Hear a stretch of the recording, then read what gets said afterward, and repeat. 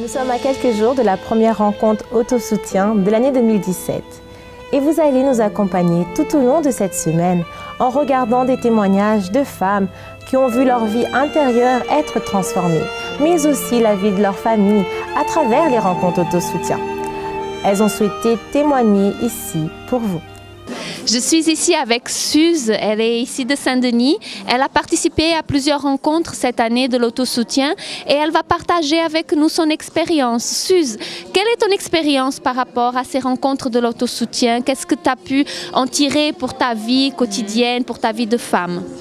Alors mon expérience par rapport à ces rencontres-là, il y a une des réunions qui m'a le plus marquée dont le thème était l'orgueil.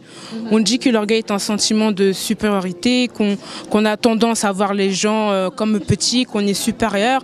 Mais au travers de cette réunion-là, j'ai eu en fait une autre vision dans le sens où lorsque je suis amenée à traverser une situation difficile ou autre et qu'on ne demande pas de l'aide justement, qu'on garde tout pour nous, c'est en fait de l'orgueil. C'est une forme d'orgueil, autrement dit c'est de l'orgueil.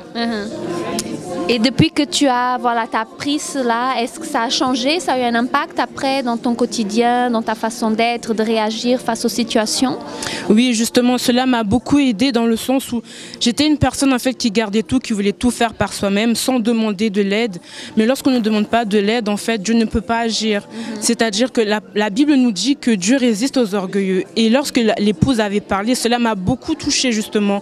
Et donc à partir de cette réunion-là, j'ai pris en fait cette attitude de m'ouvrir, de parler, de demander de l'aide premièrement à Dieu et ensuite aux autres personnes qui m'environnent. D'accord. Et quel est ton conseil pour cette personne qui peut-être n'a jamais participé à ces rencontres? Qu'est-ce que tu conseilles à cette femme, à cette jeune femme par rapport à ces rencontres que nous avons? Alors mon conseil est le suivant, c'est de participer, de venir à ces réunions-là, d'assister, de prendre réellement chaque parole qui sort de la bouche de l'épouse et de mettre en pratique et c'est sûr que Dieu va agir et il y aura une transformation dans notre vie. Est-ce que ça vaut la peine d'être présente? Oui, ça vaut la peine. Alors nous vous donnons rendez-vous à la prochaine rencontre de l'autosoutien. Nous sommes déjà ici à Saint-Denis où vous pouvez le constater que tout est déjà préparé pour vous recevoir. Aussi, à partir de 16h, une équipe d'épouses de pasteurs sera déjà ravie de vous recevoir. Et pour vous qui participez dans les provinces, vous pouvez vous rapprocher du centre d'accueil le plus proche de chez vous et participer avec nous par vidéoconférence. On vous dit à samedi.